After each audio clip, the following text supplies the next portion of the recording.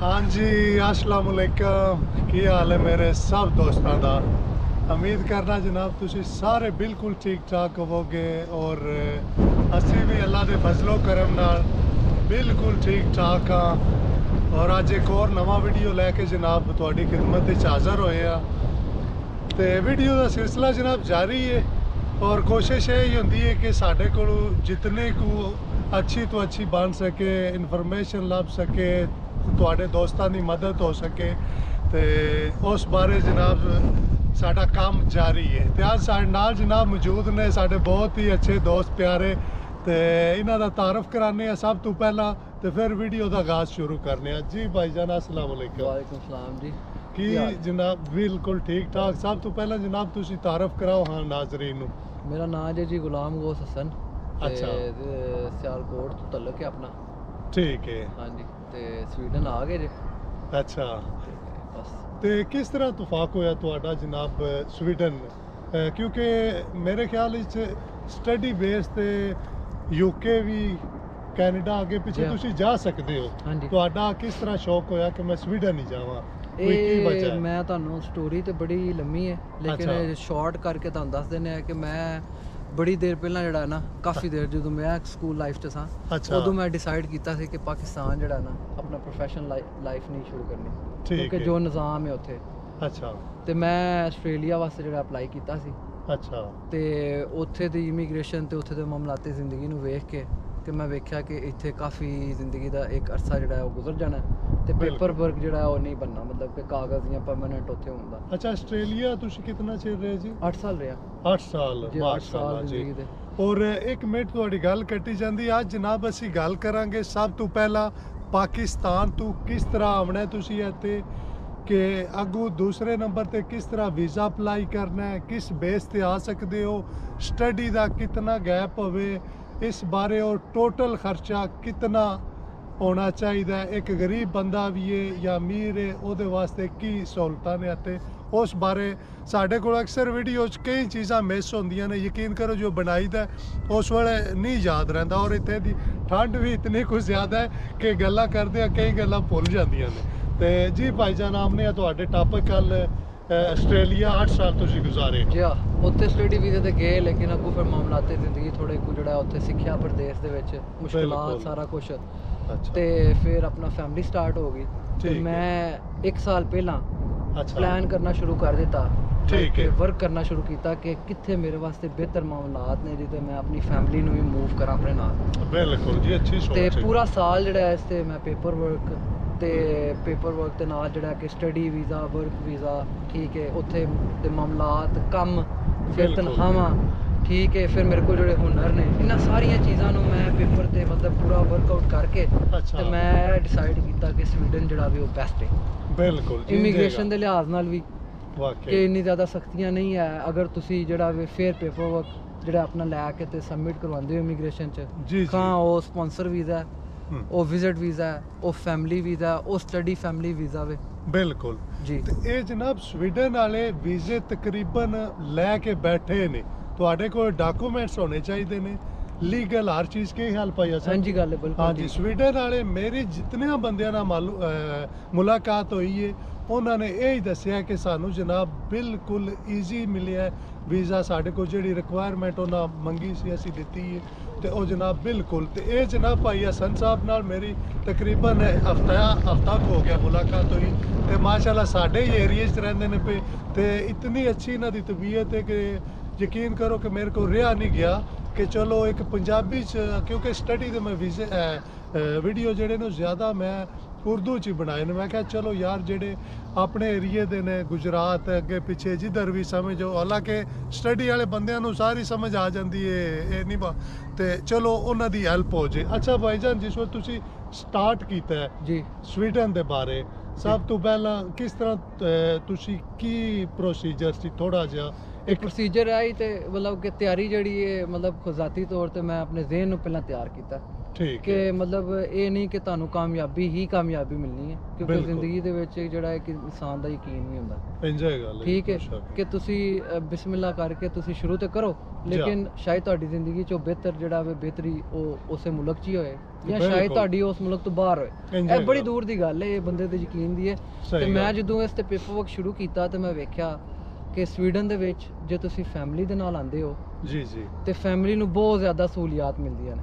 Enjoy ਗੱਲ medical ਹੋ ਗਿਆ, ਇੰਸ਼ੋਰੈਂਸਿਸ ਹੋ ਗਈਆਂ, ਉਸ ਤੋਂ ਬਾਅਦ ਰਿਹਾਇਸ਼ ਹੋ ਗਈ, ਮਤਲਬ ਕਿ ਬਿਲਕੁਲ। ਇਮੀਗ੍ਰੇਸ਼ਨ ਸਪੋਰਟ, ਗਵਰਨਮੈਂਟ ਸਪੋਰਟ ਬਹੁਤ ਜ਼ਿਆਦਾ ਹੈ। ਜੀ ਜੀ ਫਿਰ ਤੁਸੀਂ ਕੰਮ ਦੇ ਮਾਮਲਾਤ ਵੇਖੋ ਕਿ ਇੱਕ ਡਿਵੈਲਪ ਕੰਟਰੀ ਹੋ ਰਿਹਾ ਵੇ, ਹਾਂਜੀ ਠੀਕ ਹੈ, ਤੇ ਇੱਥੇ ਦੀ ਆਬਾਦੀ ਦਾ ਲਿਹਾਜ਼, ਮਤਲਬ ਇਹ ਸਾਰਾ ਮੈਂ ਇਹਦੀ ਤਿਆਰੀ ਕੀਤੀ, ਇਹਦੇ ਤੇ ਵਰਕਆਊਟ ਕੀਤਾ। Enjoy ਗੱਲ ਹੈ, ਪਾਪੂਲੇਸ਼ਨ ਠੀਕ ਹੈ ਕਿ ਹਰ ਮੁਲਕ ਜਿਹੜੀ ਹੈ ਉਹ ਇਮੀਗ੍ਰੇਸ਼ਨ ਜਦੋਂ ਲੈਂਦੀ ਹੈ ਜਾਂ ਬਾਹਰ ਦੇ ਬੰਦੇ ਜਿਹੜੇ ਨੂੰ ਆਨ ਇਨ ਕਰਦੇ ਨੇ ਤੇ ਜੀ। ਵੇਖਦੇ ਨੇ ਕਿ ਸਾਡੀ ਪਾਪੂਲੇਸ਼ਨ ਕਿੰਨੀ ਹੈ, ਬਿਲਕੁਲ ਸਾਨੂੰ ਹਰ ਸਾਲ ਕਿੰਨੇ ਬੰਦੇ ਚਾਹੀਦੇ ਨੇ। ਹਾਂਜੀ ਇਹ ਚੀਜ਼ਾਂ ਬਹੁਤ ਮੈਟਰ ਕਰਦੀਆਂ ਨੇ। ਇੰਜੋਏ ਗੱਲ ਤੇ ਮੈਂ ਫਿਰ ਜਦੋਂ ਪੇਪਰ ਵਰਕ ਸ਼ੁਰੂ ਕੀਤਾ ਤੇ ਮੈਂ ਇੱਥੇ ਦੀਆਂ ਯੂਨੀਵਰਸਿਟੀਜ਼ ਲੱਭੀਆਂ। ਅੱਛਾ ਫਿਰ ਯੂਨੀਵਰਸਿਟੀਜ਼ ਲੱਭ ਕੇ ਤੇ ਫਿਰ ਵੇਖਿਆ ਕਿ ਮੇਰਾ ਜਿਹੜਾ ਵੇ ਆਪਣਾ ਪ੍ਰੋਫਾਈਲ ਜਾਂ ਮੇਰੀ ਫਾਈਲ ਜਿਹੜੀ ਹੈ ਕਿੱਥੇ ਸੂਟ ਕਰਦੀ ਹੈ, ਜੀ ਠੀਕ ਹੈ। ਬਿਲਕੁਲ ਉਸ ਤੋਂ ਬਾਅਦ ਫਿਰ ਮੈਂ ਵੇਖਿਆ ਕਿ ਆਇਆ ਅਗਰ ਮੈਂ ਇਕੱਲਾ ਜਾਣਾ ਵਾ ਤੇ ਮੇਰੇ ਵਾਸਤੇ ਮਾਮਲਾਤੇ ਜ਼ਿੰਦਗੀ ਕਿੰਨੇ ਕੁ ਆਸਾਨ ਹੁੰਦੇ, ਜਾਂ ਮੈਂ ਫੈਮਿਲੀ ਦੇ ਨਾਲ ਵੀ ਮੂਵ ਕਰ ਸਕਣਾ ਇਕੱਠਾ। ਇੰਜੋਏ ਗੱਲ ਬਿਲਕੁਲ ਤੇ ਉਹ ਮੈਨੂੰ ਅੱਲਾਹ ਤਾਲਾ ਨੇ ਮੇਰੀ ਰਹਿਨੁਮਾਈ ਕੀਤੀ ਠੀਕ ਤੇ ਹੈ ਉਸ ਦੀ ਬਰਕਤ ਦੇ ਨਾਲ ਅਸੀਂ ਫੈਮਿਲੀ ਦੇ ਵੀਜ਼ੇ ਦੇ ਨਾਲ ਅਪਲਾਈ ਕੀਤਾ, ਮਿਸਿਸ ਦੇ ਨਾਲ। ਉਹ ਇਹ ਵੇ ਕਿ ਸਾਨੂੰ ਆਪਣਾ ਜਿਹੜਾ ਇੱਥੇ ਵੀਜ਼ਾ ਮਿਲ ਗਿਆ ਤੇ ਵਿਦ ਫੈਮਿਲੀ ਅਸੀਂ ਆ ਗਿਆ ਤੇ 3 ਮਹੀਨੇ ਸਾਨੂੰ ਲੱਗੇ ਤੇ ਸ਼ੰਜਨ ਮਿਲਦਿਆਂ ਵੀ ਤੇ ਸਾਰੀ ਫਿੰਗਰਪ੍ਰਿੰਟਸ ਤੇ ਹਰ ਚੀਜ਼ ਇੰਜੋਏ ਗੱਲ ਵਿਦ ਡਾਕੂਮੈਂਟੇਸ਼ਨ। ਔਰ ਇਹਨਾਂ ਨੂੰ 3 ਮਹੀਨੇ ਲੱਗੇ ਤੇ ਸਾਨੂੰ 15 ਸਾਲ ਲੱਗ ਗਏ ਨੇ ਯੂਨਾਨ ਤੋਂ ਸਵੀਡਨ ਵਾਲਾ ਕਾਰਡ ਲੈਣ ਵਾਸਤੇ। ਜੀ। ਤੇ ਵੇਖ ਲਓ ਕਿਸਮਤ ਦੀ ਗੱਲ ਹੈ ਬਹਰਹਾਲ ਜੀ। ਅੱਛਾ ਤੁਸੀਂ ਕਿਸੇ ਦੀ ਹੈਲਪ ਲਈ ਸੀ ਕਿ ਸਾਰਾ ਸਾਰੀ ਕੰਮ ਆਪ ਹੀ ਕੀਤਾ ਕਿ ਮੈਂ ਇਸ ਦੇ ਵਿੱਚ ਮੇਰੀ ਇਹ ਸੋਚ ਹੈ ਜੀ। ਕਿ ਵੇਖੋ ਜਦੋਂ ਤੁਸੀਂ ਕੋਈ ਵੀ ਕੰਮ ਕਰਨਾ ਨਾ ਉਹਦੇ ਵਿੱਚ ਬਿਲਕੁਲ। ਤੁਹਾਨੂੰ ਤੁਹਾਡਾ ਜੋਸ਼, ਜੀ। ਤੁਹਾਡਾ ਜਜ਼ਬਾ, ਤੁਹਾਡੀ ਨੀਅਤ ਤੇ ਬਿਲਕੁਲ। ਤੁਹਾਡਾ ਹਾਰਡ ਵਰਕ ਇੰਜੋਏ ਗੱਲ ਤੇ ਨਾਲ ਉਹਦੇ ਵਿੱਚ ਫਾਈਨੈਂਸ਼ੀਅਲ ਸਪੋਰਟ, ਮਤਲਬ ਪੈਸਾ ਧੇਲਾ। ਇੰਜੋਏ ਗੱਲ ਤੇ ਜੀ ਭਾਈ ਜੀ ਪੈਸਾ ਜੇ ਕੋਈ ਵੀ ਕੰਮ ਹੈ, ਕਿਉਂਕਿ ਇਹ ਪੈਸਾ ਇਹ ਵੇ ਕਿ ਜ਼ਰੂਰਤ ਜ਼ਿੰਦਗੀ, ਹਸਰਤ ਜ਼ਿੰਦਗੀ ਨਹੀਂ ਹੈ। ਇੰਜੋਏ ਗੱਲ ਕੋਈ ਜਿਹੜਾ ਸ਼ੱਕ ਅਸਾਂ ਲੋਕਾਂ ਬਣਾ ਲਿਆ ਕਿ ਯਾਰ ਪੈਸੇ ਤੋਂ ਬਗੈਰ ਜ਼ਿੰਦਗੀ ਨਹੀਂ। ਜ਼ਿੰਦਗੀ ਪੈਸਾ ਇੱਕ ਜ਼ਰੂਰਤ ਹੈ, ਨਹੀਂ। ਬਿਲਕੁਲ ਜਿਹੜਾ ਤੁਹਾਨੂੰ ਹਰ ਜ਼ਿੰਦਗੀ ਦੇ ਹਰ ਲੰਮੇ ਦੇ ਵਿੱਚ ਉਹਦੀ ਜ਼ਰੂਰਤ ਹੈ। ਕੋਈ ਵੀ ਤੁਹਾਡੀ ਮੂਵਮੈਂਟ ਹੈ, ਖੁਸ਼ੀ ਹੈ, ਗਮੀ ਹੈ, ਇੰਜੋਏ ਕਿਉਂਕਿ ਜ਼ਰੂਰਤ ਹੈ ਇੱਕ ਪੈਸਾ। ਸਹੀ ਗੱਲ ਹੈ। ਤੇ ਮੈਂ ਆਖਿਆ ਵੀ ਕੰਮ ਤੇ ਕਰਵਾਉਣਾ ਹੈ ਤੇ ਬਿਲਕੁਲ। ਪੈਸਾ ਦੇ ਕੇ ਕਰਵਾਉਣਾ ਹੈ, ਜੀ। ਲਿਹਾਜ਼ਾ ਮੈਂ ਕਿਸੇ ਬੰਦੇ ਕੋਲ ਨਹੀਂ ਗਿਆ, ਇੰਜੋਏ ਮੈਂ ਉਹ ਪੈਸੇ ਨੂੰ ਇਸਤੇਮਾਲ ਕੀਤਾ ਤੇ ਚੀਜ਼ਾਂ ਨੂੰ ਸਟੈਪ ਵਾਈਜ਼ ਜਿਹੜਾ ਕਰਦਾ ਗਿਆ। ਲੇਕਿਨ ਇਹਦੇ ਵਿੱਚ ਮੈਨੂੰ ਸਾਲ ਲੱਗਿਆ ਪੂਰਾ ਇੰਜੋਏ ਗੱਲ ਪੇਪਰ ਵਰਕ ਤਿਆਰ ਕਰਦਿਆਂ ਕਿ ਮੈਂ ਇਹ ਨਹੀਂ ਕਿ ਜ਼ੇਨ ਬਣਾਇਆ ਤੇ ਮੈਂ ਫੌਰਨ ਅਪਲਾਈ ਕਰਤਾ Enjoy ਹੈ। ਡਾਕੂਮੈਂਟੇਸ਼ਨ ਤਿਆਰ ਕਰਦਾ ਰਿਹਾ ਵਾਂ, ਬੈਂਕ ਸਟੇਟਮੈਂਟਾਂ, ਨਾਦਰਾ ਦੇ ਡਾਕੂਮੈਂਟਸ, ਆਪਣੀਆਂ ਤਿਆਰੀਆਂ। ਫਿਰ ਕੋਈ ਕੰਮ ਸਿੱਖਿਆ ਕਿ ਇੱਥੇ ਆ ਕੇ ਸਾਰੀ ਗੱਲ ਹੱਥ ਤੇ ਹੱਥ ਧਰ ਕੇ ਤੇ ਬੈਠਾ ਨਹੀਂ ਜਾਂਦਾ। ਬਿਲਕੁਲ ਬਿਲਕੁਲ ਤੇ ਮੈਂ ਉਹ ਆਪਣੇ ਪੂਰੀ ਜਿਹੜੀ ਇਹ ਤਿਆਰੀ ਕਰਕੇ ਫਿਰ ਮੇਰੇ ਬਾਅਦ ਦੇ ਐਕਸਪੀਰੀਅੰਸ ਇੰਜੋਏ ਉਹਨਾਂ ਸਾਰੀਆਂ ਚੀਜ਼ਾਂ ਨੂੰ ਮੈਂ ਇਕੱਠਾ ਕਰਕੇ ਤੇ ਮੈਂ ਜਦੋਂ ਪੂਰਾ ਪੇਪਰ ਵਰਕ ਜਿਹੜਾ ਵੇ ਉਹ ਇਮੀਗ੍ਰੇਸ਼ਨ ਦੇ ਵਿੱਚ ਕੀਤਾ ਲਾਂਚ, ਜੀ ਜੀ ਤੇ ਉਹਨਾਂ ਨੂੰ ਜ਼ਰੂਰਤ ਹੀ ਨਹੀਂ ਪਈ ਮੈਨੂੰ ਕੋਈ ਸਵਾਲ ਦੀਆਂ ਪੁੱਛਣ ਦੀ ਕਿ ਭਾਈ ਜੀ ਇਹ ਨਹੀਂ, ਇਹ ਨਹੀਂ, ਇਹ ਨਹੀਂ, ਕਿ ਜਨ ਕੰਸਲਟੈਂਟ ਤੁਹਾਨੂੰ ਉੱਥੇ ਪਹੁੰਚਾਉਂਦੇ ਹੀ ਨੇ। ਨਾ ਬਿਲਕੁਲ ਇੰਜੋਏ ਗੱਲ ਹੈ ਜੀ। ਭਾਜੀ ਇਹ ਕਰ ਲਓ, ਇਹ ਕਰ ਲਓ, ਇਹ ਕਰ ਲਓ, ਕਿਉਂਕਿ ਆਵਾਮ ਨੂੰ ਪਤਾ ਹੀ ਨਹੀਂ। ਆਵਾਮ ਪੈਸਾ ਲੈ ਕੇ ਬੈਠੀ ਹੈ, ਇਹ ਜਿਹੀ ਬੋਰੀ, ਠੀਕ ਹੈ, ਜੀ ਇਹ ਵਿਕ ਗਿਆ ਤੇ ਸਾਡਾ ਸਮਾਨ ਤੇ ਸਾਨੂੰ ਲੈ ਜਾਓ। ਬਿਲਕੁਲ ਕਿਉਂਕਿ ਉਹਨਾਂ ਨੂੰ ਪਤਾ, ਇਹਨਾਂ ਨੂੰ ਪਤਾ ਹੀ ਨਹੀਂ, ਇਹਨਾਂ ਨੇ ਨਾ ਤਾਂ ਵਰਕਆਊਟ ਕੀਤਾ, ਬਸ ਖਾਬ ਵਿੰਦੀ ਆਵਾਮ ਤੇ ਆਂਦੀ ਹੈ ਕਿ ਉਹ ਖਾਬ ਮੁਕੰਮਲ ਹੋ ਜਾਏ, ਸਵੇਰ ਉੱਠੀਏ ਤੇ ਅਸੀਂ ਜਿਹੜਾ ਜਹਾਜ਼ ਦੇ ਵਿੱਚ ਲੱਥ ਆਈਏ ਆ ਕੇ। ਜੀ ਹਾਂ। ਤੇ ਭਾਈ ਅਸਨ ਮਿਸਾਲ ਦੇ ਤੌਰ ਤੇ ਇੱਕ ਬੰਦਾ ਹੈ ਨਵਾਂ, ਜੀ ਹਾਂ, ਉਹਨੂੰ ਇਤਨੀ ਸਮਝ ਬੁੱਝ ਨਹੀਂ ਹੈ, ਇੰਗਲਿਸ਼ ਸਾਡਿਆਂ ਬੰਦਿਆਂ ਦੀ ਇਤਨੀ ਆਈ ਨਹੀਂ ਹੁੰਦੀ ਹੈ। ਜੀ ਹਾਂ, ਉਹ ਕਹਿੰਦਾ ਕਿ ਮੈਂ ਖੁਦ ਹੀ ਕਰਨਾ ਚਾਹਨਾ, ਉਹਨੂੰ ਕੀ ਤਰੀਕਾਕਾਰ ਕਰਨਾ ਚਾਹੀਦਾ ਹੈ, ਨਾਲੇ ਕਿਹੜੇ ਕਿਹੜੇ ਮਜ਼ਮੂਨ ਜ਼ਰੂਰੀ ਨੇ, ਕੋਈ ਇੰਟਰਵਿਊ ਹੁੰਦਾ ਇਹਦਾ ਜਾਂ ਕੀ? ਕਿਉਂਕਿ ਮੈਂ ਸਟੱਡੀ ਮੇਰੀ ਇਤਨੀ ਜ਼ਿਆਦਾ ਤਾਲੀਮ ਠੀਕ ਨਹੀਂ, ਹੈ। ਮੈਟ੍ਰਿਕ ਹੈ ਜੀ। ਤੇ ਕਿਉਂਕਿ ਮੈਨੂੰ ਇਤਨਾ ਨਹੀਂ ਪਤਾ ਹੈ, ਵਰਨਾ ਮੈਂ ਕਾਫੀ ਸਾਰੀਆਂ ਦੱਸਦਾ ਹੋਰ ਵੀ ਨਾਜ਼ਰੀਨ ਨੂੰ। ਤੇ ਉਹ ਪੁੱਛਣਾ ਕਿ ਅਗਰ ਮਿਸਾਲ ਤੌਰ ਇੱਕ ਬੰਦੇ ਦਾ ਗੈਪ ਹੈ 5-10 ਸਾਲ ਦਾ ਤੇ ਉਹ ਅਪਲਾਈ ਕਰ ਸਕਦਾ ਹੈ? ਨਹੀਂ, ਹੁਣ ਇਹਦੇ ਵਿੱਚ ਜਿਹੜੇ ਤੁਹਾਡੇ ਸਵਾਲ ਦੇ ਵਿੱਚ ਕਈ ਪੁਆਇੰਟਸ ਨੇ, ਉਹਨਾਂ ਨੂੰ ਡਿਸਕਸ ਕਰ ਦੇਣਾ ਜੀ, ਕਿ ਜੀ, ਇੰਗਲਿਸ਼ ਬਿਲਕੁਲ। ਜਿਹੜਾ ਵੇ ਕਿ ਇੰਗਲਿਸ਼ ਮੁਸ਼ਕਲ ਜ਼ਬਾਨ ਨਹੀਂ, ਇੰਗਲਿਸ਼ ਕਾਫੀ ਜ਼ਬਾਨਾਂ ਦਾ ਮਜਮੂਆ ਹੈ, ਜੀ ਜੀ ਬਿਲਕੁਲ ਤਾਂ ਵਾਸਤੇ ਸਾਰਿਆਂ ਤੋਂ ਮੁਸ਼ਕਲ ਤਰੀਨ ਜ਼ਬਾਨ ਕਹੀ ਜਾਂਦੀ ਹੈ। ਕਿ ਇਹਦੇ ਵਿੱਚ ਹਰ ਇੱਕ ਜ਼ਬਾਨ, ਲਾਈਕ ਗ੍ਰੀਕ ਦੇ ਵੀ ਥੋੜੇ ਕੁ ਵਰਡ ਨੇ, ਫਾਰਸੀ ਦੇ ਵੀ ਨੇ, ਉਸ ਤੋਂ ਬਾਅਦ ਸਾਡੇ ਉਰਦੂ ਦੇ ਵੀ ਨੇ, ਸਮਝਦੇ ਹੋ? ਜੀ, ਹਾਂ। ਹਰ ਕਾਫੀ 6-7 ਜ਼ਬਾਨਾਂ ਦਾ ਮੌਜੂਦ ਹੈ। ਸਹੀ ਤੇ ਗੱਲ। ਇੰਗਲਿਸ਼ ਸਿੱਖਣੀ ਕੋਈ ਮੁਸ਼ਕਲ ਨਹੀਂ, ਸਿਰਫ ਇਨਸਾਨ ਨੂੰ ਅਲਫਾਜ਼ ਹੋਣੇ ਚਾਹੀਦੇ ਨੇ। ਜੰਜ ਬਿਲਕੁਲ। ਮਤਲਬ ਤੁਸੀਂ ਇੰਗਲਿਸ਼ ਮੂਵੀਜ਼ ਵੇਖੋ, ਹਾਂ। ਇੰਗਲਿਸ਼ ਗਾਣੇ ਸੁਣੋ, ਜੀ ਹਾਂ। ਉਹ ਹੌਲੀ ਹੌਲੀ ਹੌਲੀ ਤੁਹਾਡੇ ਅਲਫਾਜ਼ ਤੁਹਾਡੇ ਜ਼ਿਹਨ ਚ ਆਉਂਦੇ ਜਾਂਦੇ ਤੇ ਫਿਰ ਉਹਨਾਂ ਨੂੰ ਤੁਸੀਂ ਬੋਲੋ। ਬਿਲਕੁਲ ਕਾਰਟੂਨ ਵੇਖ ਸਕਦੇ ਹੋ ਜੇ ਕਾਰਟੂਨਸ ਤੋਂ ਸਟਾਰਟ ਕਰੋ, ਹਨੀ ਬੀ ਹੈ ਜੀ ਜੀ ਠੀਕ ਹੈ, ਬਿਲਕੁਲ। ਮੈਂ ਉਸ ਤੋਂ ਸ਼ੁਰੂ ਕੀਤਾ ਸਾਡੇ ਜਦੋਂ ਮੈਂ ਅੱਛਾ। ਆਸਟ੍ਰੇਲੀਆ ਜਾਣਾ ਸੀ ਤੇ ਮੇਰੇ ਠੀਕ। ਅੰਕਲ ਨੇ ਮੈਨੂੰ ਆਖਿਆ ਕਿ ਹਨੀ ਬੂਈ ਇੱਕ ਕਾਰਟੂਨ ਹੈ ਤੇ ਅੱਛਾ। ਉਹ ਵੀਡੀਓ ਨੂੰ ਮੈਂ ਕੋਈ ਮਤਲਬ ਮੂਵੀ ਸੀ 1.5 ਘੰਟੇ ਦੀ, ਮੈਂ ਉਹਨੂੰ 20 ਵਾਰੀ ਵੇਖਿਆ ਸਾਡੇ, ਅੱਛਾ 20 ਵਾਰੀ ਮੈਂ ਵੇਖਿਆ ਸੀ ਤੇ ਉਹ ਮੇਰਾ ਸਟਾਰਟ ਸੀ ਇੰਗਲਿਸ਼ ਸਿੱਖਣ ਦਾ। ਫਿਰ ਮੈਂ ਮਾਸ਼ਾ। ਕਮਰੇ 'ਚ ਬੰਦ ਹੋ ਕੇ ਤੇ ਮੈਂ ਸਾਰਾ ਦਿਨ ਹੈਡਫੋਨ ਲਾ ਕੇ ਤੇ ਗਾਣੇ ਪੇ ਸੁਣਨੇ, ਬਿਲਕੁਲ ਇੰਗਲਿਸ਼ ਮੂਵੀਆਂ ਸਬ ਟਾਈਟਲਸ ਨਾਲ ਵੇਖਣੀਆਂ। ਇਹ ਇੰਗਲਿਸ਼ ਦਾ ਆਸਾਨ ਤਰੀਨ ਤਰੀਕਾ ਵੇ ਇੰਗਲਿਸ਼ ਦੇ ਨਾਲ ਅੰਡਰਸਟੈਂਡਿੰਗ ਬਣਾਉਣ ਦਾ, ਮਤਲਬ ਦੋਸਤੀ। ਇੰਜੇ ਗੱਲ ਬਿਲਕੁਲ। ਫਿਰ ਆਈਟਸ ਚਾਹੀਦਾ ਤੁਹਾਨੂੰ, ਬਹੁਤ ਜ਼ਰੂਰੀ ਹੈ ਸਟੱਡੀ ਵੀਜ਼ੇ ਵਾਸਤੇ, ਤੁਹਾਨੂੰ ਆਈਟਸ ਕਰਨਾ ਬਹੁਤ ਜ਼ਰੂਰੀ ਹੈ। ਠੀਕ, ਉਹ ਕਿੰਨੇ 5.5 ਜਾਂ ਕੀ? ਕਮ ਓਵਰਆਲ 6 ਹੋਣੇ ਚਾਹੀਦੇ ਨੇ। 14ਵੀਂ ਬੈਚਲਰ ਡਿਗਰੀ ਵਾਸਤੇ ਜੇ ਤੁਸੀਂ 12ਵੀਂ ਤੋਂ ਬਾਅਦ ਅਪਲਾਈ ਕਰਨਾ ਹੈ, ਅੱਛਾ ਜੇ ਤੁਸੀਂ 16ਵੀਂ ਚ ਮਤਲਬ ਮਾਸਟਰਸ ਤੇ ਆਣਾ ਇੱਥੋਂ ਠੀਕ ਹੈ ਬੈਚਲਰਸ ਤੋਂ ਬਾਅਦ, ਤੇ ਉਹਦੇ ਵਾਸਤੇ ਤੁਹਾਨੂੰ ਜਿਹੜਾ ਵੇ 6 ਈਚ, ਕਿਉਂਕਿ ਉਹਦੇ 4 ਹੁੰਦੇ ਨੇ, ਅੱਛਾ, 4 ਅੱਛਾ। ਸ਼ੋਬੇ ਹੁੰਦੇ ਨੇ, ਰੀਡਿੰਗ ਠੀਕ ਹੈ ਮਤਲਬ ਪੜ੍ਹਾਈ, ਰਾਈਟਿੰਗ ਬਿਲਕੁਲ ਤੇ ਲਿਸਨਿੰਗ ਸਹੀ ਤੇ ਸਪੀਕਿੰਗ। ਇਹਨਾਂ ਵਿੱਚ ਤੁਸੀਂ 6 ਲੈਣੇ ਨੇ ਤੇ ਉਹ ਮਾਸਟਰ ਡਿਗਰੀ ਵਾਸਤੇ ਨੇ, ਬਿਲਕੁਲ ਤੇ ਉਹ ਓਵਰਆਲ ਕੋਈ 6.5 ਜਾਂ 7 ਉਹਦਾ ਰਿਜ਼ਲਟ ਬਣਦਾ ਹੈ। ਠੀਕ ਹੈ ਤੇ ਬੈਚਲਰ ਵਾਲੇ ਭਰਾਵਾਂ ਵਾਸਤੇ ਜਿਹਨਾਂ ਐਫਏ ਕੀਤਾ ਤੇ ਬੀਏ ਵਾਸਤੇ ਆਣਾ ਚਾਹੁੰਦੇ ਨੇ, ਉਹ ਜਿਹੜੇ ਨੇ ਉਹਨਾਂ ਨੂੰ 6 ਵੀ ਚੱਲ ਜਾਂਦੇ ਨੇ ਠੀਕ। ਓਵਰਆਲ। ਤੇ ਇਹ ਅਪਲਾਈ ਤੁਹਾਨੂੰ 6 ਮਹੀਨੇ ਜਾਂ 13 ਮਹੀਨੇ ਕਿਹੜਾ ਕਰਨਾ ਚਾਹੀਦਾ? ਉਹ ਵੀ ਕਿਉਂਕਿ ਮੈਂ ਵੇਖਿਆ ਇੱਕ ਦੋ ਬੰਦਾ 6 ਮਹੀਨੇ ਦਾ ਵੀਜ਼ੇ ਤੇ ਆਇਆ ਸੀ, ਉਹਨੂੰ ਕੋਆਰਡੀਨੇਸ਼ਨ ਨੰਬਰ ਮਿਲਿਆ ਸੀ, ਉਹ ਬਹੁਤ ਜ਼ਲੀਲ ਹੋਇਆ। ਠੀਕ ਹੈ ਤੁਸੀਂ ਕਿਉਂਕਿ ਆਏ ਹੋ ਮੇਰੇ ਹਾਲ 13 ਮਹੀਨੇ, ਜੀ ਜੀ ਤੁਹਾਨੂੰ ਇੱਥੇ ਦਾ ਆਈਡੀ ਕਾਰਡ ਮਿਲਣਾ ਜੀ, ਪਰਸਨਲ permanent ID, ਹਾਂਜੀ। ਹਾਂਜੀ, ਤੇ ਉਹ ਮੇਰੇ ਖਿਆਲ ਵਿੱਚ ਇਹ ਬਿਹਤਰ ਹੈ ਜੀ। ਤੁਹਾਡੇ ਆ। ਲੇਕਿਨ ਇਹਦੇ ਵਿੱਚ ਹੁਣ ਵੇਖੋ ਨਾ ਕਿ ਮੇਰੀ ਤੇ ਜਿਹੜੀ ਮੇਰੀ ਪ੍ਰੋਫਾਈਲ ਸੀ, ਮੇਰੇ ਕੇਸ ਫਾਈਲ ਜਿਹੜੀ ਸੀ ਜੀ। ਉਹ ਉਸ ਤਰ੍ਹਾਂ ਦੀ ਸੀ, ਬਿਲਕੁਲ ਕਿਉਂਕਿ ਤੁਹਾਡਾ ਸਟੱਡੀ ਗੈਪ, ਪਹਿਲੀ ਗੱਲ ਹੈ ਕਿ ਜੇ ਤੁਹਾਡਾ 2-3 ਸਾਲ ਦਾ ਗੈਪ ਹੈ ਸਟੱਡੀ ਦੇ ਵਿੱਚ, ਕੋਈ ਫੈਮਿਲੀ ਇਸ਼ੂਜ਼ ਹੋ ਗਏ ਨੇ ਜਾਂ ਕੋਈ ਫਾਈਨੈਂਸ਼ੀਅਲ ਮਸਲਾ ਬਣ ਗਿਆ ਹੈ, ਜੀ, 100 ਜੀ। ਬੰਦੇ ਦੀ ਜ਼ਿੰਦਗੀ 'ਚ ਉਤਾਰ ਚੜਾਅ ਹੁੰਦੇ ਨੇ, ਬਿਲਕੁਲ ਤੇ ਉਹ ਕਵਰ ਹੋ ਸਕਦਾ ਹੈ। ਠੀਕ। ਬਿਜ਼ਨਸ ਸ਼ੋਅ ਕਰ ਲਓ, ਐਕਸਪੀਰੀਅੰਸ, ਠੀਕ ਹੈ। ਕਈ ਬਿਲਕੁਲ। ਲੋਕ ਆਪਣੇ ਬਿਜ਼ਨਸ ਨੂੰ ਸਟੇਬਲ ਕਰਨ ਲੱਗ ਪੈਂਦੇ ਨੇ ਤੇ ਪੜ੍ਹਾਈ ਨੂੰ ਇੱਕ ਸਾਈਡ ਤੇ ਹਾਂਜੀ। ਕਰ ਦਿੰਦੇ ਜੀ। ਲੇਕਿਨ ਅਗਰ 5 ਤੋਂ 6 ਸਾਲ ਦਾ ਗੈਪ ਹੈ ਤੇ ਉਹ ਬੰਦਾ ਸਟੱਡੀ ਵੀਜ਼ੇ ਤੇ ਬਹੁਤ ਮੁਸ਼ਕਲ ਹੈ, ਚਾਂਸਿਸ ਜਿਹੜੇ ਨੇ ਬਹੁਤ ਘੱਟ ਨੇ। ਠੀਕ ਦੂਸਰਾ ਹੈ। ਤੋਂ ਸਵਾਲ ਕੀਤਾ ਸੀ ਕਿ ਜੇ 5 ਤੋਂ 10 ਸਾਲ, ਉਹਦਾ ਮੈਂ ਜਵਾਬ ਦੇ ਚੁੱਕਿਆ ਹਾਂ, ਕਿ ਬਿਲਕੁਲ, 5 ਤੋਂ 10 ਸਾਲ ਦਾ ਗੈਪ ਜੇ ਆ ਚੁੱਕਿਆ ਸਟੱਡੀ ਦੇ ਵਿੱਚ, ਤੇ ਉਹਦੇ ਵਿੱਚ ਸਿੰਪਲ ਉਹਨਾਂ ਲਗਾ ਦੇਣੀ ਹੈ ਕਿ 5 ਸਾਲ ਪਹਿਲਾਂ ਤੇਰਾ ਖਿਆਲ ਕੀ ਸੀ ਤੇ ਹੁਣ 5 ਸਾਲ ਬਾਅਦ, ਕਿਉਂਕਿ ਜਦੋਂ ਤੁਸੀਂ ਪੜ੍ਹਾਈ ਤੋਂ ਹਟ ਜਾਂਦੇ ਹੋ ਨਾ ਜੀ, ਤੇ ਜੀ। ਦੁਬਾਰਾ ਉਸ ਫੀਲਡ 'ਚ ਆਉਣਾ ਬੜਾ ਮੁਸ਼ਕਿਲ ਹੋ ਜਾਂਦਾ ਹੈ। ਇੰਜੇ ਗੱਲ ਬਿਲਕੁਲ ਠੀਕ ਹੈ। ਤੇ ਜਿਹੜੀ ਤੁਸੀਂ ਗੱਲ ਕੀਤੀ ਹੈ ਕਿ ਆਪਣਾ ਜਿਹੜਾ ਵੀ ਜ਼ਿਆਦਾ ਉਮਰ ਵਾਲੇ ਲੋਕ ਜਿਹੜੇ ਨੇ ਉਹ ਵੀ ਆ ਸਕਦੇ ਨੇ, ਵਿਜ਼ਿਟ ਵੀਜ਼ਾ ਅਪਲਾਈ ਕਰ ਸਕਦੇ ਨੇ। ਜੀ, ਉਹਦੇ ਜੀ। ਵਾਸਤੇ ਤੁਹਾਨੂੰ ਬੈਂਕ ਸਟੇਟਮੈਂਟ ਤੇ ਇੱਥੇ ਦੀਆਂ ਜਿਹੜੀਆਂ ਨੇ ਆਪਣਾ ਬੁਕਿੰਗ ਕਰਵਾਉਣੀਆਂ ਪੈਂਦੀਆਂ ਨੇ, ਕਾਫੀ ਤਰੀਕਾਕਾਰ ਨੇ, ਬੜੀ ਡਿਟੇਲ।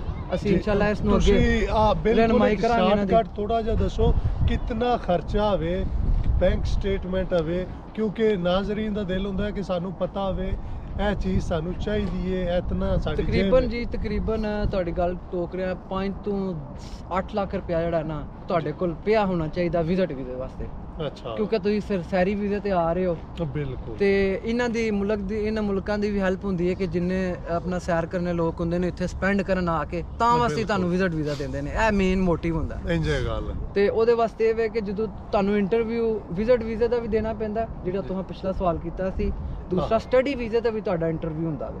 ਠੀਕ ਹੈ ਬਹੁਤ ਖੁਸ਼ਕਿਸਮਤ ਲੋਕ ਹੁੰਦੇ ਨੇ, ਜਾਂ ਤੁਸੀਂ ਕਹਿ ਲਓ ਕਿ ਤੁਹਾਡੀ ਜਿਹੜੀ ਸਟੱਡੀ ਪ੍ਰੋਫਾਈਲ ਹੈ, ਤੁਹਾਡੀ ਜਿਹੜੀ ਫਾਈਲ ਹੁੰਦੀ ਹੈ ਉਹ ਬਹੁਤ ਸਟਰੋਂਗ ਹੁੰਦੀ ਹੈ ਤੇ ਤੁਹਾਡੇ ਨੰਬਰ ਬਹੁਤ ਅੱਛੇ ਹੁੰਦੇ ਨੇ, ਤਾਂ ਆਂਦੇ ਨੇ ਕਿ ਬੰਦੇ ਨੂੰ ਜ਼ਰੂਰਤ ਇੰਟਰਵਿਊ ਦੀ ਨਹੀਂ। ਹਾਂ, ਉਹਨਾਂ ਨੂੰ ਲੱਗੇ ਕਿ ਕੇਸ ਜਿਹੜਾ ਵੇ ਇੰਨਾ ਜਿਹੜਾ ਵੇ ਸਟਰੋਂਗ ਨਹੀਂ, ਤੇ ਫਿਰ ਉਹ ਬੰਦੇ ਨੂੰ ਇੰਟਰਵਿਊ ਵਾਸਤੇ ਜਿਹੜਾ ਵੇ ਉਹ ਕਾਲ ਅਪ ਕਰ ਲੈਂਦੇ ਨੇ ਕਿ ਉਹ ਅੱਜ ਕੱਲ ਤੇ ਆਨਲਾਈਨ ਹੀ ਹੁੰਦੇ ਨੇ ਵੀਡੀਓ ਜਿਹੜੇ ਨੇ ਕਾਲਾਂ ਸਕਾਈਪ ਦੇ ਉੱਤੇ। ਬਿਲਕੁਲ। ਤੇ ਇੰਟਰਵਿਊ ਬਹੁਤ ਜ਼ਰੂਰੀ ਹੈ ਤੇ ਉਹ ਇੰਗਲਿਸ਼ ਦੇ ਵਿੱਚ ਹੀ ਹੁੰਦਾ। ਤੁਸੀਂ ਮਸਲਨ ਜਿਸ ਵੇਲੇ ਅਪਲਾਈ ਕੀਤਾ ਹੈ ਜੀ। ਉਸ ਤੋਂ ਕਿਤਨੇ ਮਹੀਨੇ ਜਾਂ ਦਿਨਾਂ ਬਾਅਦ ਤੁਹਾਨੂੰ ਇੰਟਰਵਿਊ ਵਾਸਤੇ ਆਨਲਾਈਨ ਹੋਇਆ ਸੀ, ਅੰਬੈਸੀ ਬੁਲਾਇਆ ਗਿਆ ਸੀ, ਕਿਸ ਤਰ੍ਹਾਂ? ਤੇ ਅਸੀਂ ਮੇਰਾ ਤੇ ਬੜਾ ਜੇ ਖੁਦਾ, ਮੈਂ ਤੇ ਅੱਲਾਹ ਤਾਲਾ ਦੀ ਜ਼ਾਤ ਦਾ ਬੜਾ ਸ਼ੁਕਰਗੁਜ਼ਾਰ ਹਾਂ ਕਿ ਮੇਰਾ ਫਿੰਗਰਸ ਤੋਂ ਬਾਅਦ 1 ਹਫ਼ਤੇ 'ਚ ਸ਼ੰਜਨ ਆ ਗਿਆ। ਮਾਸ਼ਾਅੱਲਾ। 7-8 ਹਫ਼ਤੇ ਲੱਗਦੇ ਨੇ ਤੁਹਾਨੂੰ। ਤੁਸੀਂ ਦਿੱਤੇ ਅੰਬੈਸੀ ਜਾ ਕੇ ਦਿੱਤੇ? ਜੀ, ਐਮਬੈਸੀ ਜਾ ਕੇ ਉਹਨੂੰ ਕਾਲ ਕੀਤਾ। ਅਪਾਇੰਟਮੈਂਟ ਲਈ ਸੀ ਉਹਨਾਂ ਕਿਸ ਤਰ੍ਹਾਂ? ਅਸੀਂ ਉਹਨਾਂ ਨੇ ਸਾਨੂੰ ਰਾਬਤਾ ਕੀਤਾ ਅੱਛਾ। ਕਿ ਤੁਸੀਂ ਜਿਹੜਾ ਵੀ ਫਿੰਗਰ ਵਾਸਤੇ ਆਓ। ਈਮੇਲ ਤੇ? ਈਮੇਲ ਤੇ ਰਾਬਤਾ ਹੋਇਆ। ਈਮੇਲ ਹੀ ਤੁਹਾਨੂੰ ਬੁਕਿੰਗ ਜਿਹੜੀ ਹੈ ਈਮੇਲ ਤੇ ਲੈਣੀ ਪੈਂਦੀ ਹੈ। ਠੀਕ ਹੈ ਠੀਕ ਹੈ। ਤੇ ਇਸਲਾਮਾਬਾਦ 'ਚ ਉਹਨਾਂ ਦੀ ਐਮਬੈਸੀ ਹੈ ਤੇ ਅਸੀਂ ਫਿੰਗਰ ਵਾਸਤੇ ਗਏ ਹਾਂ ਤੇ ਸਾਡਾ ਇੰਟਰਵਿਊ ਨਹੀਂ ਸੀ ਹੋਇਆ। ਅੱਛਾ। ਉੱਥੇ ਹੀ ਸਾਡਾ ਇੰਟਰਵਿਊ ਹੋਇਆ ਤੇ 2 ਮਿੰਟ ਦਾ ਇੰਟਰਵਿਊ ਹੋਇਆ। ਵਾਹ। ਸਿਰਫ 2 ਮਿੰਟ। ਉਹਨਾਂ ਅੱਛਾ ਕੀ ਕਰਨ ਚੱਲੇ ਹੋ, ਕਿਹੜਾ ਤੁਹਾਡਾ ਡਿਗਰੀ ਦਾ ਕੋਰਸ ਹੈ? ਕਿ ਅਸੀਂ ਲੋਕ ਜਿਹੜਾ ਨਾ ਆਪਣੀ ਜਿਹੜੀ ਮੇਨ ਚੀਜ਼ਾਂ ਦੀਆਂ ਜ਼ਿੰਮੇਵਾਰੀਆਂ ਨੇ ਉਹਨਾਂ ਨੂੰ ਭੁੱਲ ਜਾਂਦੇ ਆ ਤੇ ਅਸੀਂ ਦੂਸਰੇ ਰਿਸ਼ਤੇਦਾਰਾਂ ਲੋਕਾਂ ਨੂੰ ਦੱਸਦੇ ਰਹਿੰਦੇ ਆ ਅਸੀਂ ਚੱਲੇ ਆ ਬਿਲਕੁਲ। ਲੇਕਿਨ ਉਹ ਇੰਟਰਵਿਊ ਦੇ ਵਿੱਚ ਕੀ ਹੈ ਕਿ ਉਹ ਪੁੱਛਦੇ ਨੇ ਕਿ ਭਾਜੀ ਕਿਹੜੇ ਵੀਜ਼ੇ ਤੇ ਚੱਲੇ ਹੋ, ਕੋਰਸ ਕੀ ਹੈ ਤੁਹਾਡਾ, ਜੀ ਕਿਹੜੇ ਬਿਲਕੁਲ। ਸ਼ਹਿਰ ਚੱਲੇ ਹੋ। ਹਾਂਜੀ। ਅਸੀਂ ਤੇ ਕਾਗਜ਼ ਪੱਤਰ ਵੇਖੇ ਨਹੀਂ ਹੁੰਦਾ ਆਹੋ ਤੇ ਉਹ ਬਿਲਕੁਲ। ਇੰਟਰਵਿਊ ਫੇਲ ਹੋ ਜਾਏ ਤੁਹਾਡਾ ਵੀਜ਼ਾ ਜਿਹੜਾ ਨਹੀਂ ਲੱਗਦਾ। ਬਿਲਕੁਲ ਇਹ ਬਹੁਤ ਹੀ ਪੁਆਇੰਟ ਵਾਲੀ ਗੱਲ ਹੈ। ਇਹ ਨੋਟ ਹਾਂਜੀ ਕਰ ਲਓ। ਬਿਲਕੁਲ। ਦੂਸਰਾ ਜੇ ਤੁਸੀਂ ਜਿਹੜੇ ਮੁਲਕ ਆਣਾ ਵੇ ਉਸ ਮੁਲਕ ਦੇ ਵਿੱਚ ਵੀ ਉਹ ਪੁੱਛਦੇ ਨੇ ਹਾਂਜੀ ਤੁਹਾਨੂੰ ਇਨਫੋਰਮੇਸ਼ਨ ਕਿੱਥੋਂ ਲੱਭੀ ਹੈ ਇਸ ਮੁਲਕ ਦੀ, ਤੁਸੀਂ ਕੀ ਤੁਸੀਂ ਸੋਚਿਆ ਕਿ ਤੁਸੀਂ ਇਹ ਮੁਲਕ ਜਾਓ। ਜ਼ਾਰੀ ਗੱਲ ਹੈ ਜਰਮਨੀ ਵੀ ਹੈ, ਸਪੇਨ ਵੀ ਜੀ, ਹੈ, ਜੀ, ਪੂਰੀ ਦੁਨੀਆ ਇਹ ਤੇ ਗੱਲ। ਕੈਨੇਡਾ ਹੈ, ਅਮਰੀਕਾ ਹੈ, ਤੁਸੀਂ ਉੱਥੇ ਜਾ ਕੇ ਪੜ੍ਹ ਸਕਦੇ ਹੋ। ਬਿਲਕੁਲ। ਇੱਥੇ ਕਿਉਂ ਆਉਣਾ ਚਾਹੁੰਦੇ ਹੋ? ਹਾਂਜੀ ਇਸ ਵਾਸਤੇ ਤੁਹਾਨੂੰ ਉਸ ਮੁਲਕ ਦੀ ਆਬੋ ਹਵਾ, ਉਸ ਮੁਲਕ ਦੇ ਸ਼ਹਿਰੀਆਂ ਦੀ ਜਿਹੜੀ ਹੈ ਜ਼ਰੂਰਤ ਜ਼ਿੰਦਗੀ, ਉਹਨਾਂ ਦਾ ਤਰਜ਼ੇ ਜ਼ਿੰਦਗੀ, ਇੱਥੇ ਦਾ ਕਲਾਈਮੇਟ, ਮਤਲਬ ਹਰ ਚੀਜ਼ ਓਵਰਆਲ ਸਟੱਡੀ ਤੁਹਾਡੇ ਕੋਲ ਮਾਲੂਮਾਤ ਹੋਣੀ ਚਾਹੀਦੀ ਹੈ ਜਦੋਂ ਤੁਸੀਂ ਇੰਟਰਵਿਊ ਵਾਸਤੇ ਜਾਓ ਕਿ ਕੋਈ ਵੀ ਬਿਲਕੁਲ। ਸਵਾਲ ਹੋ ਤੁਹਾਨੂੰ ਪੁੱਛ ਸਕਦੇ ਨੇ। ਇੰਜੇ ਗੱਲ ਬਿਲਕੁਲ। ਜੀ ਹਾਂ। ਤੇ ਤੁਹਾਡੇ ਬੈਂਕ ਸਟੇਟਮੈਂਟ ਕਿਤਨੀ ਤਕਰੀਬਨ ਅਗਰ ਕੱਲਾ ਬੰਦਾ ਹੈ ਉਹਦੀ ਕਿੰਨੀ ਹੈ, ਅਗਰ ਸਪਾਊਸ ਵੀਜ਼ੇ ਤੇ ਜੀ, family ਦੋ ਦੇ ਤਿੰਨ ਨਾਲ। ਬੱਚੇ ਨੇ ਉਹਦੀ ਕਿਤਨੀ ਹੋਣੀ ਚਾਹੀਦੀ ਠੀਕ ਹੈ। ਇਹਦੇ ਵਿੱਚ ਵੀ ਹੁਣ ਜਿਹੜਾ ਇਹ ਪੁਆਇੰਟ ਬਹੁਤ ਅਹਿਮ ਜਿਹੜਾ ਤੁਸੀਂ ਮੈਂਸ਼ਨ ਕੀਤਾ ਕਿ ਬੈਂਕ ਸਟੇਟਮੈਂਟ ਡਿਪੈਂਡ ਕਰਦੀ ਹੈ ਤੁਹਾਡੇ ਡਿਗਰੀ ਦੇ ਉੱਤੇ। ਅੱਛਾ ਜੇ ਤੁਸੀਂ ਐਫਏ ਤੋਂ ਬਾਅਦ ਆ ਰਹੇ ਹੋ ਤੇ ਇਹ ਮੁਲਕਾਂ 'ਚ ਹੁੰਦੀ ਹੈ ਬੈਚਲਰ 4 ਸਾਲ ਦੀ, ਬਿਲਕੁਲ। ਤੇ 4 ਸਾਲ ਤੁਸੀਂ ਪੜ੍ਹਨਾ ਹੈ। ਉਹਦੇ ਵਾਸਤੇ ਤੁਹਾਡੀ ਯੂਨੀਵਰਸਿਟੀ ਦੀ ਜਿਹੜੀ ਫੀਸ ਹੈ ਜਾ ਉਹਦੇ ਉੱਤੇ ਡਿਪੈਂਡ ਕਰਦਾ ਹੈ ਕਿ ਕਿੰਨੀ ਹੈ। ਬਿਲਕੁਲ। ਉਹਦੀ ਬੈਂਕ ਸਟੇਟਮੈਂਟ ਉਹਨਾਂ ਪੈਸਾ ਤੁਹਾਨੂੰ ਸ਼ੋਅ ਕਰਨਾ ਹੈ ਆਪਣੇ ਬੈਂਕ ਅਕਾਊਂਟ 'ਚ, ਪਲੱਸ 4 ਸਾਲਾਂ ਦਾ ਖਰਚਾ ਠੀਕ ਹੈ। ਤੇ ਰੈਂਟ ਸ਼ੋਅ ਕਰਨਾ ਹੈ ਕਿ ਬਿਲਕੁਲ। ਤੁਸੀਂ ਇੱਥੇ ਜਿਹੜਾ ਵੇ ਸਟੱਡੀ ਵੀਜ਼ੇ ਤੇ ਆ ਕੇ ਸਿਰਫ 20 ਘੰਟੇ ਲੀਗਲੀ ਕੰਮ ਕਰ ਸਕਦੇ ਹੋ। ਸਹੀ ਹੈ। ਤੇ ਤੁਸੀਂ ਉਸ ਹਿਸਾਬ ਨਾਲ ਕਿ ਮਤਲਬ ਇਹ ਤੁਹਾਡੀ ਹੈਲਪ ਕਰਦੇ ਨੇ, ਜੀ, ਤੁਹਾਨੂੰ ਜੀ। ਆਂਦੇ ਨੇ ਵੀ ਠੀਕ ਹੈ ਤੁਸੀਂ ਆਪਣਾ ਖਰਚਾ ਪਾਣੀ ਕੱਢੋ, ਕਿਉਂਕਿ ਸਟੂਡੈਂਟ ਜਿਹੜਾ ਕੰਮ ਕਰੇਗਾ ਤੇ ਉਹ ਪੜ੍ਹੇਗਾ।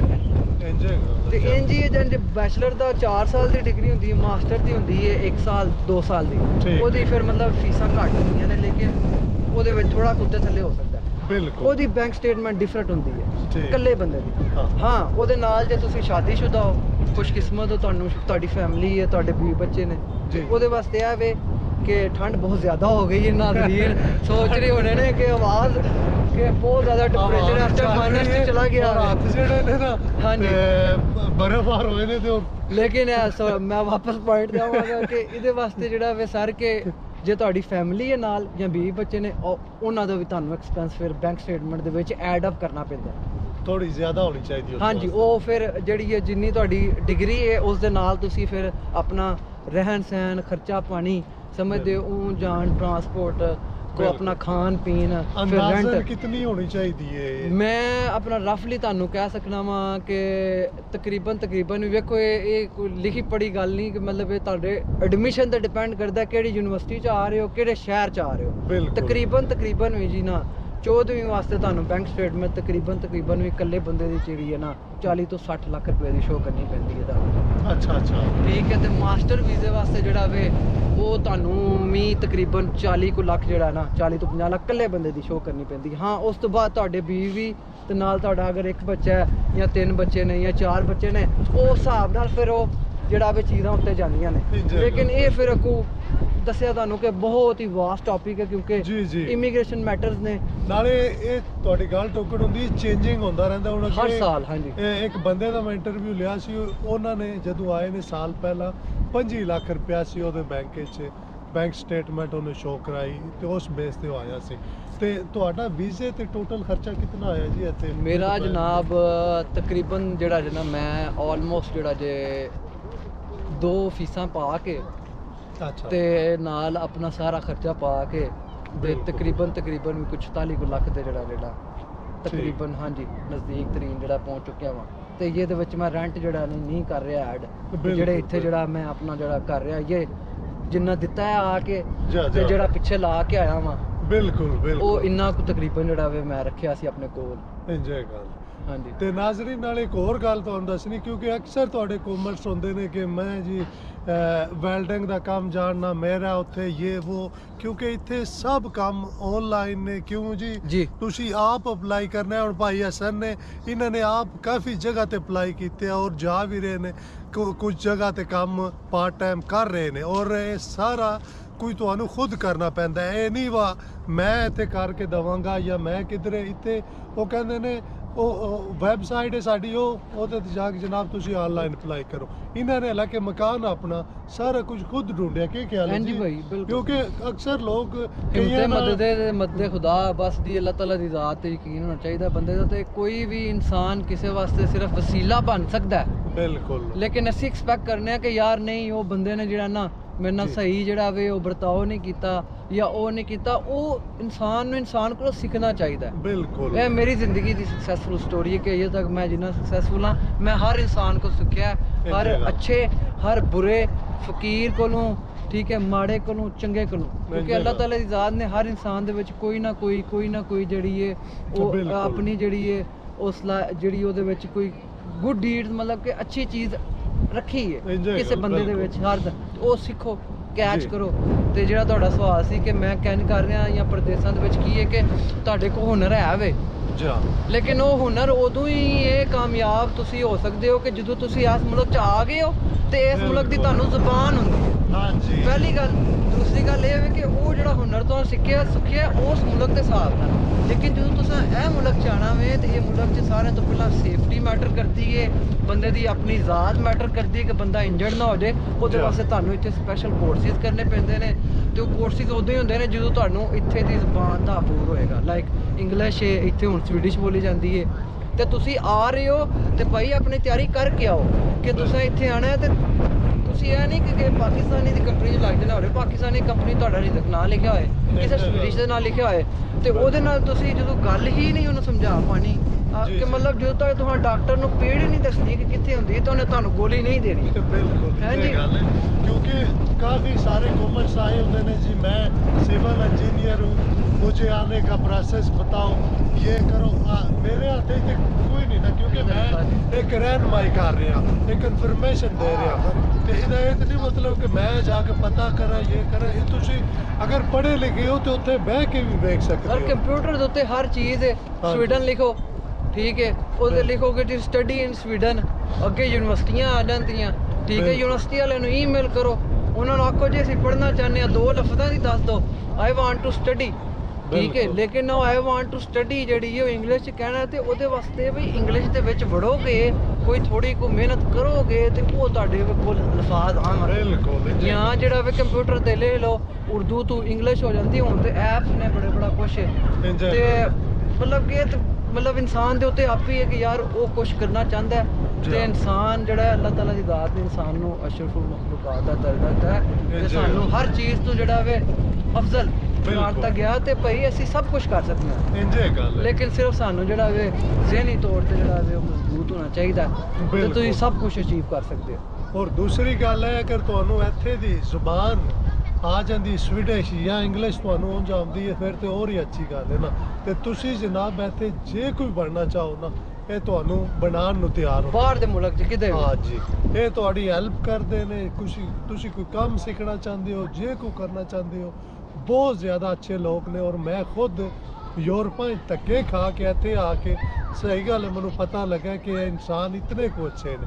ਔਰ ਤਾਂ ਗੱਲੇ ਮੇਰਾ ਦਿਲ ਹੁੰਦਾ ਕੋਈ ਨਵਾਂ ਬੰਦਾ ਆਉਂਦਾ, ਕੋਈ ਯੂਨਾਨ ਸਪੇਨ ਤੋਂ ਆਉਂਦਾ, ਉਹਦੇ ਕੋਲ ਕੋਈ ਇਨਫੋਰਮੇਸ਼ਨ ਲੱਭਦੀ ਹੈ ਇੱਥੇ ਦੀ, ਇਹ ਉਹ, ਮੇਰਾ ਦਿਲ ਹੁੰਦਾ ਤੁਹਾਡੇ ਤੱਕ ਪਹੁੰਚਾਉਣ ਦੀ। ਕੀ ਖਿਆਲ ਹੈ ਜੀ? ਬਿਲਕੁਲ ਐਂਜੀ, ਇਹਦੇ ਵਿੱਚ ਇੱਕ ਬੜਾ ਅਹਿਮ ਪੁਆਇੰਟ ਮੈਂ ਮੈਂਸ਼ਨ ਕਰਾਂਗਾ ਕਿ ਲੋਕ ਕਿਉਂ ਅੱਛੇ ਨੇ, ਕਿਉਂਕਿ ਇਹ ਨੇਕੀ ਕਰਦੇ ਨੇ ਤੇ ਉਸ ਦਾ ਸਿਲਾ ਨਹੀਂ ਜੀ। ਬਿਲਕੁਲ, ਕਿ ਮਤਲਬ ਮੈਂ ਹੁਣ ਤੁਹਾਨੂੰ ਆਪਣਾ ਦੱਸ ਦੇਣਾ ਕਿ ਚਾਂਦੀ 2-3 ਹਫ਼ਤੇ ਹੋਏ ਨੇ ਆਏ ਨੂੰ, ਮੈਂ ਇੰਝ ਕਿਸੇ 1-2 ਮਤਲਬ ਬੀਬੀਆਂ ਕੋ ਗੋਰੀਆਂ ਕੋ ਚਲਾ ਗਿਆ ਵਾਂ, ਕੋ ਬੰਦਿਆਂ ਕੋ, ਉਹਨਾਂ ਨੂੰ ਮੈਂ ਜਾ ਕੇ ਜਿਹੜਾ ਬੜੇ ਅੱਛੇ ਤਰੀਕੇ ਨਾਲ ਆਖਿਆ ਮਿਲ ਰਿਹਾ, ਉਹਨਾਂ ਮੁਸਕਰਾਉਂਦਿਆਂ ਉਹਨੂੰ ਕਹਿਤਾ ਕਿ ਸੌਰੀ ਨਹੀਂ ਪਤਾ, ਤੇ ਜਿਹਨੂੰ ਪਤਾ ਹੈ ਉਹ ਮੈਨੂੰ 1-2 ਛੱਡਣ ਗਏ ਨੇ, ਤੇ ਉਸ ਤੋਂ ਬਾਅਦ ਉਹ ਟੁਰ ਗਏ ਨੇ। ਲੇਕਿਨ ਜੇ ਅਸੀਂ ਆਪਣੇ ਜੀਆਂ ਦਾ ਉੱਥੇ ਦਾ ਗੱਲ ਕਰੀਏ ਤੇ ਉਹ ਕਹਿੰਦੇ ਨੇ ਅੱਛਾ ਇਹਦੇ ਕੋਲ ਪੈਸਾ ਹੈ, ਚਲੋ ਸਾਡਾ ਵੀ ਕੱਲ ਨੂੰ ਕੋਈ ਬਣ ਜਾਏਗਾ ਜੇ ਇਹਦਾ ਕੰਮ ਕਰਦੀ ਹੈ। ਤੇ ਜੇ ਸਾਡੇ ਕੋਲ ਮੋਗੇ ਨੇ ਪ੍ਰਦੇਸੋਂ ਦੀ ਗੱਲ ਐਸੀ ਵੀ ਭਾਈ ਜੀ ਡਾਲਰ ਕਮਾ ਗਏ ਆ, ਤੇ ਉੱਥੇ ਜੀਆਂ ਨੇ ਵੇਖਿਆ ਬਈ ਉੱਥੇ ਜਿਹੜਾ ਹੀ ਬਾਹਰੋਂ ਆ ਜਾਏ ਨਾ ਜੀ ਉਹ ਕਿੰਗ ਹੈ। ਸਹੀ ਗੱਲ ਹੈ ਜੀ। ਤੇ ਜਦੋਂ ਉਹਨਾਂ ਨੂੰ ਪਤਾ ਲੱਗ ਜਾਂਦਾ ਨਾ ਵੀ ਹੁਣ ਛੁੱਟੀ ਮੁੱਕਣ ਵਾਲੀ ਹੈ, ਜਣੇ ਕੋਲ ਜਿਹੜਾ ਡਾਲਰ ਤੇ ਯੂਰੋ ਮੋਗੇ ਨੇ, ਤੇ ਜੀ ਜਿਹੜਾ ਨਾ ਯਰਕਲ ਲੱਗ ਪੈਂਦੇ ਲੈ ਬਈ ਹੁਣ ਜਾਣਾ ਸੋ ਕਿਤੇ ਟਿਕਟ ਤੇ ਨਹੀਂ ਸਾਡੇ ਕੋਲ ਕਰਵਾਉਣ ਲਗਾ। ਤੇ ਇਹ ਸੋਚ ਨੂੰ ਸਰ ਬਹੁਤ ਜ਼ਰੂਰੀ ਹੈ ਸਾਡੀ ਇਹ ਸੋਚ ਨੂੰ ਬਦਲਣਾ, ਕਿਉਂਕਿ ਜਦੋਂ ਤੁਸੀਂ ਆਪਣੀ ਸੋਚ ਬਦਲਦੇ ਹੋ ਤੇ ਉਦੋਂ ਹੀ ਕਿ ਮੈਂ ਖਾਨ ਸਾਹਿਬ ਦਾ ਜੈਲਾ, ਜਾ ਤੇ ਉਹਨਾਂ ਦੇ ਮਨਸ਼ੂਰ ਨੂੰ ਫੋਲੋ ਕਰਨਾ, ਤੇ ਉਹ ਕੀ ਉਹਨਾਂ ਦੀ ਨੀਅਤ ਹੈ, ਇੰਜ ਹੈ ਗੱਲ ਤੇ ਉਹਨਾਂ ਦੁਨੀਆ ਵੇਖੀ ਤੇ ਦੁਨੀਆ 'ਚ ਉਹਨਾਂ ਕੀ ਸਿੱਖਿਆ ਵੇ ਕਿ ਯਾਰ ਖਿਦਮਤ ਕਰੋ ਤੇ ਇੱਕ ਸਾਫ਼ ਜ਼ਹਿਨ ਰੱਖ ਕੇ ਕਰੋ ਕਿ ਸਿਲੇ ਦੀ ਉਮੀਦ ਨਾ ਰੱਖੋ। ਬਿਲਕੁਲ ਸਹੀ ਗੱਲ ਕੀਤੀ ਤੁਸੀਂ। ਠੀਕ ਹੈ, ਤੇ ਇਹ ਵੇ ਕਿ ਭਾਈ ਜੀ ਕਿਸੇ ਦੀ ਮਦਦ ਕਰੋ, ਅਸੀਂ ਵੀ ਆ ਤੁਹਾਡੇ ਵਾਸਤੇ ਸਾਰੇ ਭਰਾਵਾਂ ਵਾਸਤੇ ਜਿਹੜਾ ਹੈਲਪ ਕਰਨ ਵਾਸਤੇ ਇੱਥੇ ਖਲੋਤੇ ਆ। ਠੀਕ ਹੈ, ਸਹੀ ਗੱਲ ਹੈ। ਹੱਥ ਵੇਖ ਸਕਦੇ ਹੋ Yeah. ਕਿ ਕਿਸ ਤਰ੍ਹਾਂ ਜੰਮ ਹੋ ਗਏ ਗਏ ਨੇ। ਨੇ, ਤੇ ਪਿੱਛੇ ਜਿਹੜੀ ਝੀਲ ਹੈ ਨਾ Yeah. ਇਹ ਬਰਫ਼ ਵਿੱਚ ਇਹ ਜਮੀ ਹੈ। no business, no returns, no money we Yeah. need from all of you। ਠੀਕ ਹੈ Yeah. ਕਿ ਕੋਈ ਪੈਸਾ ਕੋਈ ਇੱਥੇ ਬਿਜ਼ਨਸ ਨਹੀਂ ਅਸੀਂ ਸ਼ੁਰੂ ਕਰ ਰਹੇ ਤੇ ਜੀ। ਨਾ ਹੀ ਚਾਹੁੰਦੇ ਆ, ਸਿਰਫ ਤੁਹਾਡੇ ਵਾਸਤੇ ਰਹਿਨੁਮਾਈ ਕਰਨਾ ਚਾਹੁੰਦੇ ਆ ਕਿ ਇੱਕ ਜਿਹੜਾ ਵੇ ਕਿ ਤੁਹਾਡੇ ਉੱਥੇ ਜਿਹੜੇ ਸਾਡੇ ਭਰਾ ਨੇ, ਠੀਕ ਹੈ, ਜਿਹੜੇ ਮੁਸ਼ਕਲਾਤ ਦਾ ਸਾਹਮਣਾ ਕਰ ਰਹੇ ਨੇ ਜਾਂ ਆਪਣੇ ख्वाब ਜਿਹੜੇ ਨੇ ਉਹਨਾਂ ਨੂੰ ਇੱਕ ਸਮਝਦੇ ਜ਼ਿੰਦਗੀ ਨੂੰ ਬਿਹਤਰ ਬਣਾਉਣਾ ਚਾਹੁੰਦੇ ਨੇ, ਉਹਨਾਂ ਨੂੰ ਇਹ ਰਹਿਨੁਮਾਈ ਕਰ ਰਹੇ ਆ। ਤੇ ਭਾਈ ਮੈਨੂੰ ਜਿਹੜਾ ਰਿਕੁਐਸਟ ਕਰਕੇ ਲੈ ਕੇ ਆਏ ਨੇ, ਤੇ ਮੈਂ ਕਿਹਾ ਕਿਉਂ ਨਹੀਂ ਕਿ ਸਾਡੇ ਉੱਥੇ ਭਰਾ ਜਿਹੜੇ ਨੇ, ਜਿਹੜੇ ਉਹਨਾਂ ਨੂੰ ਸਵਾਲਾਤ ਜਾਂ ਉਹਨਾਂ ਦੇ ਜਿਹੜੇ ਅਹਿਸਾਸਾਤ ਨੇ ਜੀ ਜੀ ਜੀ ਆ, ਉਹਨਾਂ ਨੂੰ ਜਿਹੜਾ ਉਹਨਾਂ ਦੀ ਰਹਿਨੁਮਾਈ ਕਰਕੇ ਤੇ ਉਹਨਾਂ ਨੂੰ ਪਾਏ ਤਕਮੀਲ ਤੱਕ ਪਹੁੰਚਾਇਆ ਜਾਏ। ਹੋਰ ਇਹਦੇ ਵਿੱਚ ਭਾਈ ਸਾਨੂੰ ਕੁਝ ਨਹੀਂ ਮਿਲ ਰਿਹਾ। ਅਸੀਂ ਹੁਣ ਵੀ ਜਾ ਕੇ ਗੱਡੀ ਸਟਾਰਟ ਕਰੀਏ ਨਾ ਤੇ ਜਨਾਬ 20,000 ਦੀ ਦਿਹਾੜੀ ਏ, ਜਿੰਨੀ ਦੇਰ ਚ ਵੀਡੀਓ ਬਣੀ ਹੈ ਜੀ ਜੀ ਜੀ ਜੇ ਗੱਲ ਬਿਲਕੁਲ। ਲੇਕਿਨ ਇਹ ਵੇ ਕਿ ਭਾਈ ਜੀ ਸਿਲਾ ਨਾ ਮੰਗੋ, ਜਾ ਸਿਲਾ ਤੇ ਰਿਜ਼ਕ ਉਹ ਤੈਅ ਕਰ ਦਿੱਤਾ ਗਿਆ ਤੁਹਾਡਾ, ਸਹੀ ਗੱਲ। ਉਹ ਤੁਹਾਨੂੰ ਮਿਲਣਾ ਹੀ ਮਿਲਣਾ ਤੁਹਾਡੀ ਲਾਈਫ 'ਚ। ਇੰਜ ਹੈ ਸਿਰਫ ਆਪਣੀ ਨੀਅਤ ਸਾਫ਼ ਰੱਖੋ। ਬਿਲਕੁਲ। ਤੇ ਹੋਰ ਜਨਾਬ ਸਾਡੇ ਕੋਲ ਇਨਸ਼ਾਅੱਲਾ ਜਿਹੜੀ ਇਨਫੋਰਮੇਸ਼ਨ ਹੋਈ ਨਾ ਤੁਹਾਡੇ ਤਾਈਂ ਪਹੁੰਚਾਵਾਂਗੇ, ਕਿਉਂਕਿ ਵੀਡੀਓ ਅਸੀਂ ਲੰਬਾ ਨਹੀਂ ਕਰਨਾ ਚਾਹੁੰਦੇ। ਤੇ ਤੁਹਾਡੇ ਕੋਲੋਂ ਕੀ ਖਿਆਲ ਹੈ ਭਾਈਜਾਨ, ਇਜਾਜ਼ਤ ਚਾਹੁੰਦੇ ਜੀ ਹੋ? ਜੀ ਹਾਂ, ਇਜਾਜ਼ਤ ਤੁਹਾਡੇ ਲਈਏ ਕੋਲੋਂ ਵੀ ਭਰਾਵਾਂ ਨੂੰ। ਬਹੁਤ ਸ਼ੁਕਰੀਆ ਜਿਹੜਾ ਤੁਸੀਂ ਕੀਮਤੀ ਟਾਈਮ ਕੱਢਿਆ। ਕੋਈ ਮਸਲਾ ਹੀ ਨਹੀਂ ਤੇ ਸਰ। ਤੁਹਾਨੂੰ ਥੋੜਾ ਜਿਹਾ ਨਾਲੇ ਵਿਜ਼ਿਟ ਕਰਾਣਾ ਇੰਜ ਹੀ ਨਾ, 10 ਕਦਮ ਤੇ ਝੀਲ ਹੈ, ਪਰ ਤੁਸੀਂ ਮਹਿਸੂਸ ਕਰੋਗੇ ਕਿ ਇਹ ਤੱਕ ਨਾ ਬਿਲਕੁਲ ਫਰੀਜ਼ ਹੈ। ਤੇ ਅਸੀਂ ਬਾਹਰ ਆ ਕੇ ਤੁਹਾਡੇ ਵਾਸਤੇ ਸਿਰਫ ਇਹ ਵੀਡੀਓ ਲੈ ਕੇ ਆ, ਚਲੋ ਕਿਸੇ ਦਾ ਭਲਾ ਹੋ ਜਾਏਗਾ ਤੇ ਸਾਨੂੰ ਖੁਸ਼ੀ ਹੋਵੇਗੀ, ਰੱਬ ਖੁਸ਼ ਹੋਵੇਗਾ। ਤੇ ਜਨਾਬ ਦੁਆਵਾਂ ਯਾਦ ਰੱਖਿਓ, ਤੇ ਇਨਸ਼ਾਅੱਲਾ ਫਿਰ ਬਹੁਤ ਜਲਦ ਨਵਾਂ ਵੀਡੀਓ ਲੈ ਕੇ ਹਾਜ਼ਰ ਹੋਵਾਂਗੇ। ਤੇ ਰੱਬ ਸੋਹਣੇ ਦੇ ਹਵਾਲੇ ਹੋ ਕੇ ਅੱਲਾ ਹਾਫਿਜ਼। ਤੇ ਤੁਹਾਨੂੰ ਥੋੜਾ ਜਿਹਾ ਵਿਜ਼ਿਟ ਕਰਾ ਦਿੰਦੇ ਆ ਝੀਲ ਦਾ। ਚਲੋ ਹਾਂਜੀ, ਚਲੋ ਭਾਈਜਾਨ ਚਲੀਏ ਜ਼ਰਾ। ਆਓ ਭਾਈਆਂ ਨੂੰ ਭਾਈਏ ਕਿ ਇੱਥੇ ਦਾ ਵੈਦਰ ਕੀ ਹੈ ਜੀ ਹਾਂ, ਇਹ ਸਾਹਮਣੇ ਉਹਨਾਂ ਨੂੰ ਦੱਸੋ ਕਿ ਅੱਜ ਜੀ ਸਕੇਟਿੰਗ ਹੋ ਰਹੀ ਹੈ। ਬਿਲਕੁਲ ਜੀ। ਉਹ ਸਾਹਮਣੇ ਇੱਥੇ ਜੀ ਸਵੀਡਨ ਦਾ ਸਿਸਟਮ ਇਤਨਾ ਕੁ ਅੱਛਾ ਹੈ ਕਿ ਹੁਣ ਉਹ ਸਾਹਮਣੇ ਉਹ ਵਰਜ਼ਿਸ਼ ਕਰ ਰਹੇ ਨੇ। ਔਰ ਇਹ ਜਨਾਬ ਇਹ ਸਾਹਮਣੇ ਬਿਲਕੁਲ ਝੀਲ ਹੈ, ਤੇ ਯਕੀਨ ਕਰੋ ਇਹ ਹੱਥ ਵੇਖ ਸਕਦੇ ਹੋ ਕਿਸ ਤਰ੍ਹਾਂ ਹੋ ਗਏ ਨੇ ਕਿ ਅੱਗੋਂ ਮੇਰੀ ਆਦਤ। ਲਿਆਓ ਜੀ ਇੱਧਰ ਲਿਆਓ, ਹਾਨੇ ਆ ਬੈ ਵਿਖਾਓ ਇਹਨਾਂ ਨੂੰ ਭਰਾਵਾਂ ਸਾਰਿਆਂ ਨੂੰ ਕਿ ਇਹ ਵੇਖੋ। ਦੇਖੋ ਜੀ ਇਹ ਬਰਫ਼ ਜਿਹੜੀ ਤੁਸੀਂ ਆਮ ਫਰਿੱਜਾਂ ਦੇ ਵਿੱਚ ਨਹੀਂ ਕੱਢੀ ਹੁੰਦੀ, ਆ ਰੀਅਲ ਹੈ ਜੇ ਸਾਰਾ ਕੋਈ। ਹੋਰ ਇਹ ਵੇਖ ਸਕਦੇ ਹੋ ਜਨਾਬ, ਇਹ ਔਰ ਕਾਫੀ ਸਾਰੀ ਜੰਮੀ ਹੋਈ ਹੈ। ਔਰ ਇਹ ਬ੍ਰੈਡ ਵਗੈਰਾ ਇਹਨਾਂ ਨੇ ਪਾਏ ਹੁੰਦੇ ਨੇ, ਇਹਨਾਂ ਦੇ ਅੱਗੇ ਬਤਕਾਂ ਸ਼ਤਕਾਂ ਆਉਂਦੀਆਂ ਨੇ ਇੱਥੇ। ਇਹ ਵੀ ਜਨਾਬ ਤੁਹਾਨੂੰ ਅੱਗੇ ਕਾਫੀ ਦਫਾ ਵਹਾਈ ਬਾਹਰ ਲਾਈਏ। ਇੱਥੇ ਦਾ ਮੌਸਮ ਹੈ ਜੇ ਨਾ, ਇਹ ਨਾ ਸਮਝਿਓ ਜੀ ਇਹ ਹੁਣ ਵੇਖੋ ਨਾ ਇਹ ਸਭ ਬਰਫ਼ ਬਣੀ। ਤੇ ਲੋ ਜੀ ਨਾਜ਼ਰੀਨ, ਭਾਈ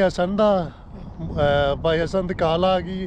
ਤੇ ਇਨਸ਼ਾਅੱਲਾ ਜਨਾਬ ਬਹੁਤ ਜਲਦ ਨਵਾਂ ਵੀਡੀਓ ਲੈ ਕੇ ਹਾਜ਼ਰ ਹੋਵਾਂਗੇ।